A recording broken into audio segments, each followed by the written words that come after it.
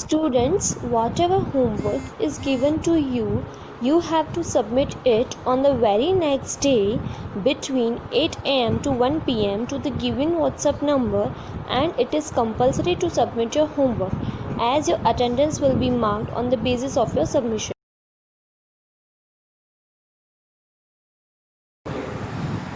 Hi students, a very good morning to all of you. Okay, let's start our lecture for today. Okay, today's lecture, that is grade 10 science chapter 15 environment, and this is part 2, okay, of chapter number 15. If we talk about the previous lecture, that is part 1, what we have done, we have learned about the term environment and ecosystem. Then we have learned about the various types of ecosystem, that is natural ecosystem and man-made ecosystem. Then also we have learned about the various components of ecosystem, that is biotic components and abiotic components. Okay, so that all we have done in our previous, that is part 1 of this chapter. Today we are going to start the part 2. Okay, and the topic for today is food chain. Today's topic is food chain. Okay, so what is food chain? Let's start with the definition. What is food chain? So food chain means all the living organisms which are there in the ecosystem. Okay, they depends on one another for their food requirements and thus forms a continuous chain. Okay, so that chain is known as food chain.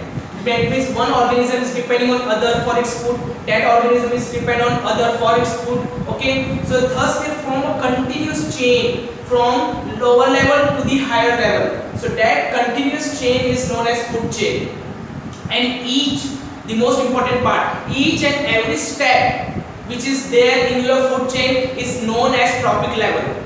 Each and every step of a food chain is known as trophic level, and I have drawn that trophic level here in this part. You can see there are total 4 trophic levels in a food chain. If we start from the first trophic level, so who are included in the first trophic level? So first trophic level includes all the producers.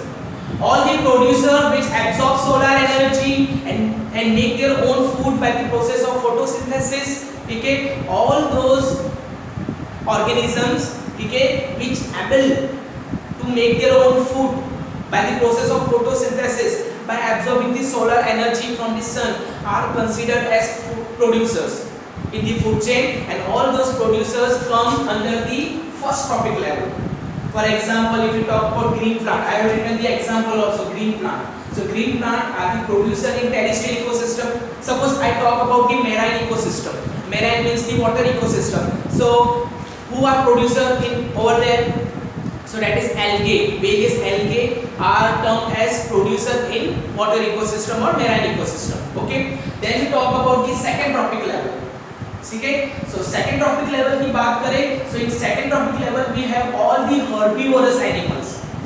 Herbivorous animals means those animals which depends on green plant or green grass for their food requirements.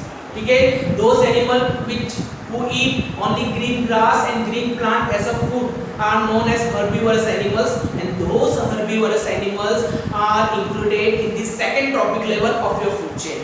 And for example, I have written grasshopper. Okay, then third trophic level. Okay, so in third trophic level we have small carnivorous animal. So what is carnivorous animal?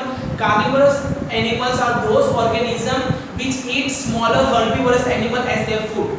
Okay, they don't eat green grass or green plant, all those things. They eat the flesh, the meat of other animals. So those animals which eat the flesh and meat of another animals are known as carnivorous animals. In that, smaller carnivorous animals, small carnivorous animals are included in the third trophic level, and I have written the example frog in that. Then we have our fourth trophic level. Fourth trophic level includes the higher order, well-developed and very dangerous carnivorous animals. Okay, which eat the lower herbivorous as well as lower carnivorous animals. Okay, so our fourth trophic level include large carnivorous animals, that is snake. So this is the one of the simplest example of food chain we are having. Okay, that is green plant which are producers. Okay, they will make their own food by the process of photosynthesis. Then we have grasshopper. Okay, grasshopper will eat whatever the green plants make the food. Okay, then this grasshoppers is eaten by in the third tropic level by the frog as small carnivorous, and this frog is eaten in the fourth tropic level by snake as large carnivorous animal.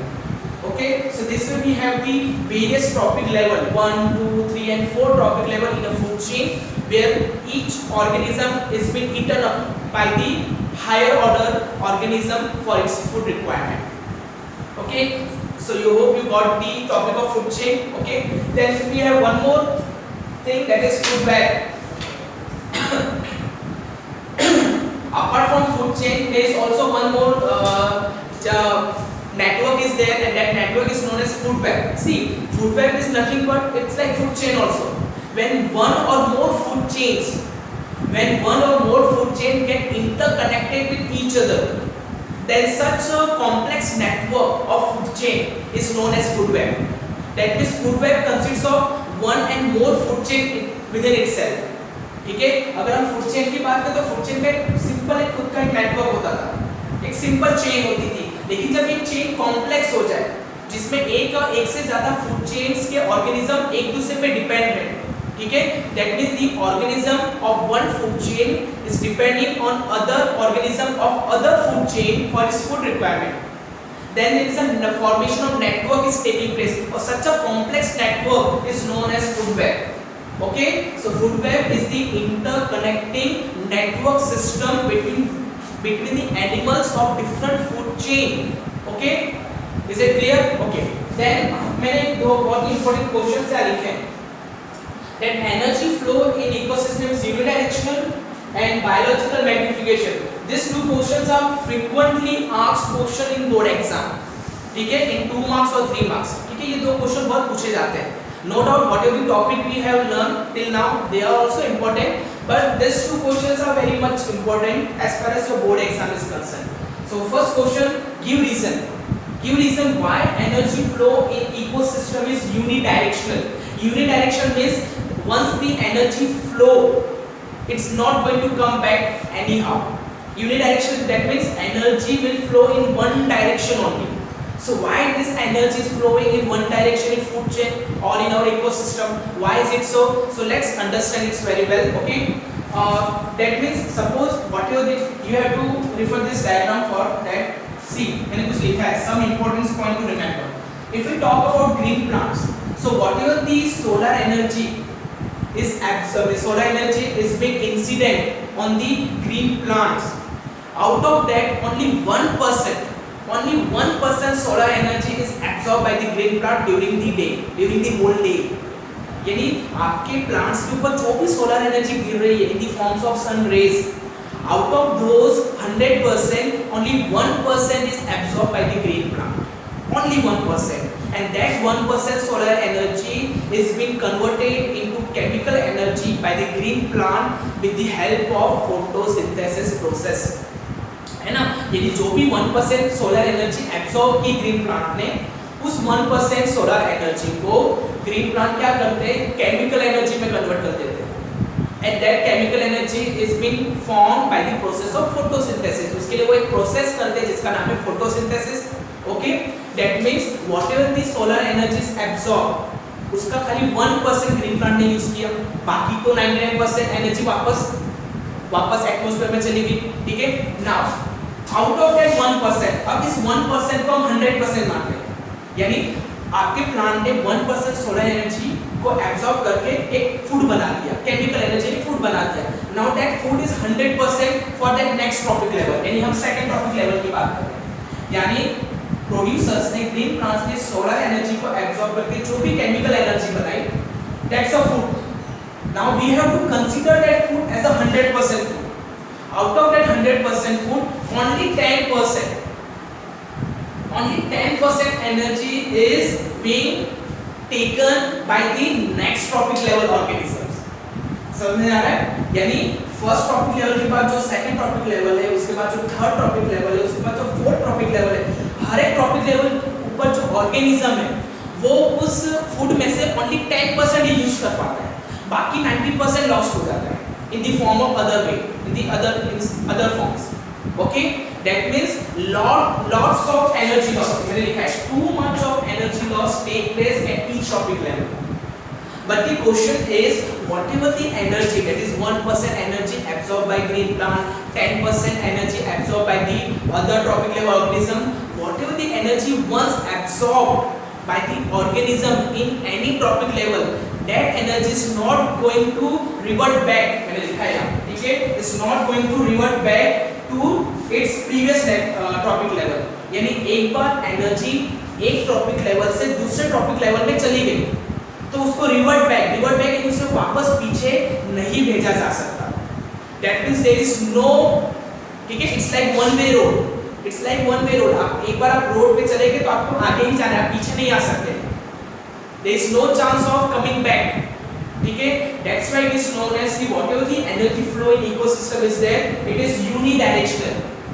Means whichever the animal, whichever the organism present in any tropic level, once it absorb the energy in that tropic level, so that energy is not going to come back to its previous tropic level by any means.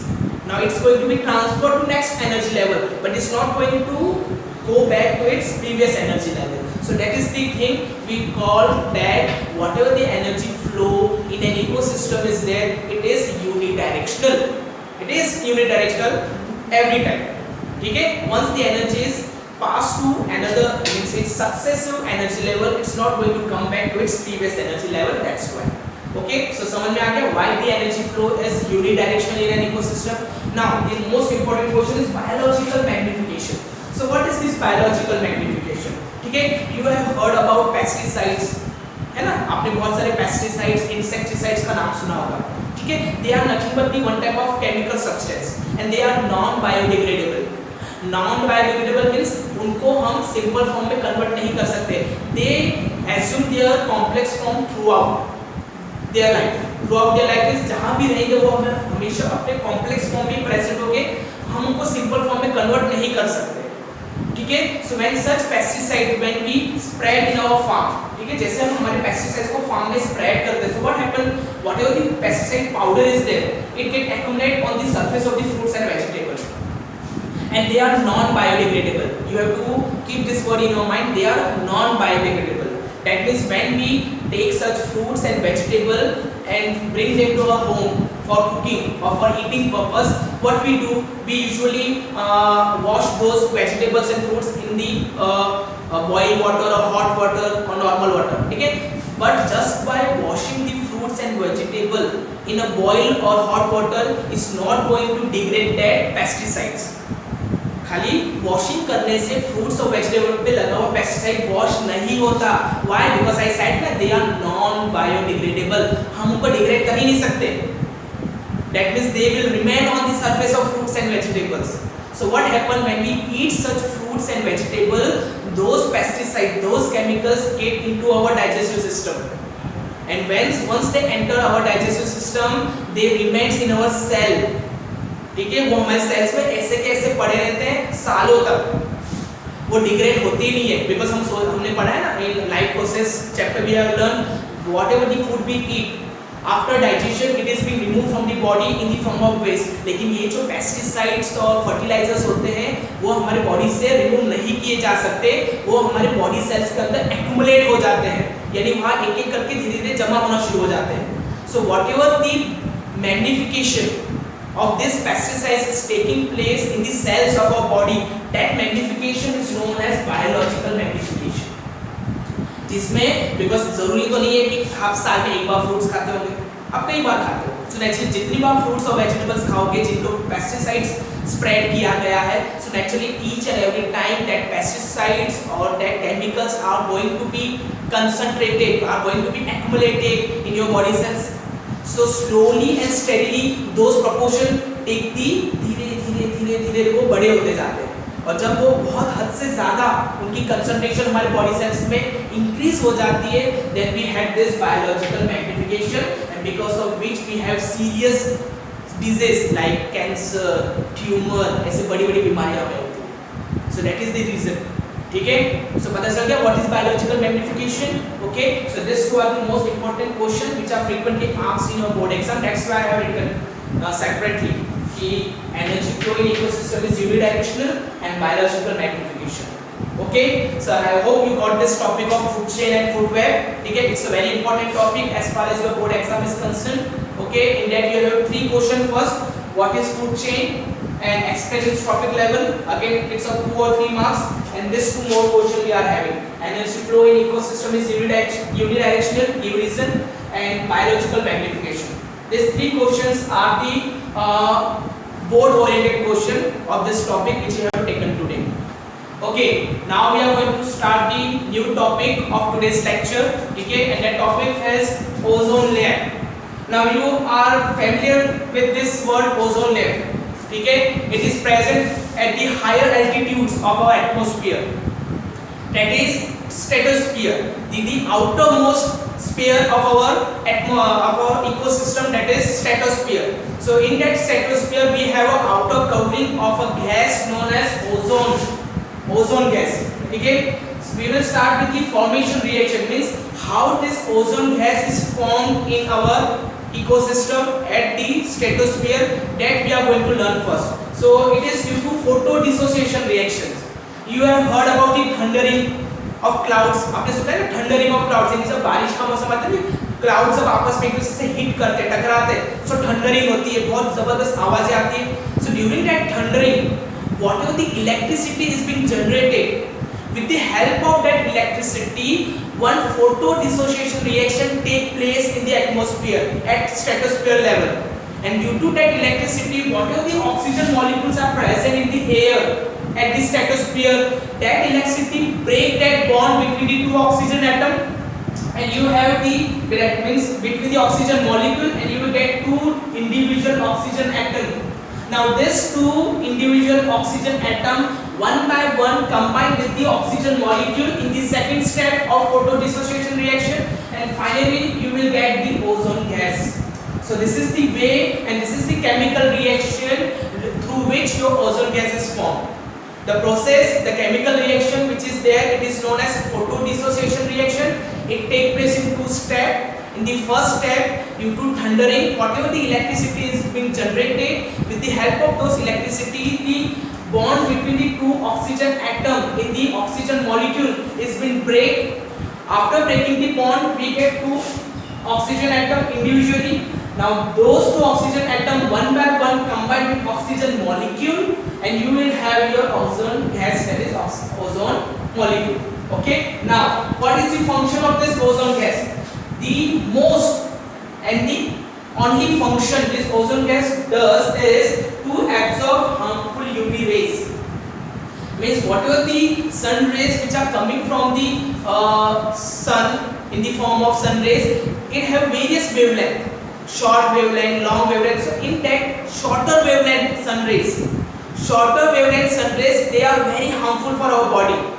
If they come directly into our atmosphere, and when they come in contact with our body, it will burn out our skin in no time. So to protect our body from such harmful rays, all those UV rays of shorter wavelength has been filtered out by the ozone layer, and whatever the intensity of such layer is there, it is being lowered by this ozone layer, then it is being sent into our atmosphere. Okay, so ozone layer का सबसे important काम क्या है कि जो भी harmful sun rays जो सन से आ रही है उसे फिल्टर करना, उसकी इंटेंसिटी को कम कर देना, ताकि वो जब हमारी बॉडी के पास आए और हमारी बॉडी को टच करे तो उससे हमें ज़्यादा कोई destructive skin disease all those things, because sometime cancer also take place due to heavy sun rays, ऐसा भी कहा गया है इन सर्वे. So in short, ozone layer do the process or do the function of protecting our body from the harmful sun rays. Okay, then depletion, the most important topic of global warming. Okay, we are hearing means news, we heard about various global warming news, है ना. So उसमें हमेशा वो कहते हैं कि earth temperature is getting increased day by day. So what is the reason for that? Why is this temperature is getting increased day by day? It is all because of global warming, and it is the one of the cause is depletion of ozone layer. So what is this depletion of ozone layer? Means whatever the Antarctic means South Pole और North Pole जो है हमारे, ठीक है, वहां का जो ozone layer है उसके अंदर एक होल हो चुका है जिसे ओजोन होल कहते हैं, and that ozone hole is nothing but the cause of depletion of ozone layer. Means whatever the harmful sun rays are there na, they are being directly entered into our atmosphere without getting filtered. यानी जो भी sunrise है ना, UV sunrise, वो हमारे atmosphere में direct entry ले रही है, उनका फिल्ट्रेशन हो ही नहीं रहा, because whatever the filtration process is going to be done, it is done by ozone layer, पर वहाँ कोई ozone layer है ही नहीं, वहाँ तो ozone hole हो चुका है। तो नेचुरली डायरेक्ट सनराइज जैसे हमारे एटमॉस्फेयर में एंटर कर रही है, आपको ये तो पता ही होगा कि हमारे जो पोल्स है, नॉर्थ पोल और साउथ पोल, वहाँ क्या है, वी हैव ग्लेशियर्स, यानी glacier means ice mountain, we are having all our ice mountain in the form of glaciers at our north pole and south pole. So when such sun rays enter directly into our atmosphere, due to their heat, whatever the ice is there on the glacier, it is getting melt, okay, slowly and steadily, and due to melting of ice, the water level of our oceans and sea is increasing day by day, okay, due to which tsunami and all those flood is taking place. Okay, so depletion of ozone layer is done by CFC, means which chemical, which molecule is responsible for the depletion of ozone layer. So that molecule is CFC, that is chlorofluorocarbon. That is chlorofluorocarbon, and this chlorofluorocarbon is present in our cooling system. Whatever the cooling system we are using at our home, that is refrigerator, ठीक है, air conditioners, so air conditioner and refrigerator has a gas in it, and that gas is known as chlorofluorocarbon, which is responsible for creating the coolness, ठीक है, but when such CFC molecule is used up in that refrigerator and air conditioner, this CFC carbon release the chlorine molecule, ठीक है, इन CFC molecule में से chlorine molecule निकलता है, and this chlorine molecule is such light weighted, it get rise to our stratosphere, इतना हल्का होता है कि वो हमारे स्ट्रेटोस्फीयर तक पहुंच जाता है, और जैसे it reach the stratosphere, one atom of chlorine, ठीक है, destroy the 5 lakh ozone molecules. एक क्लोरीन एटम आपके ओजोन के 5 लाख मॉलिक्यूल्स को डिस्ट्रॉय कर देता है। Such a deadly impact it is having on our ozone layer. That's why this CFC is the major cause, is the major reason for the depletion of our ozone layer. Okay, got it? Apart from this CFC, we are having some other gases also, that is HFC, that is hydrofluorocarbon, and some oxides of nitrogen. And these oxides of nitrogen are being made when we incomplete combustion. When incomplete combustion take place, when we start our automobiles, जब हम हमारे automobile जैसे Activa है, bike है, car है, जब हम इसको ऑन करते हैं, so during when we on our automobiles, combustion reaction take place in the engine of your automobiles. When that combustion reaction take place incompletely, due to incomplete combustion, oxides of nitrogen, यानी various nitrogen oxide gases are being thrown out into the atmosphere through the silencer of that automobile, and thus our atmosphere get polluted, and such gases then make play some role in the depletion of ozone layer. Okay, so you got the topic, okay? Now our next topic is waste.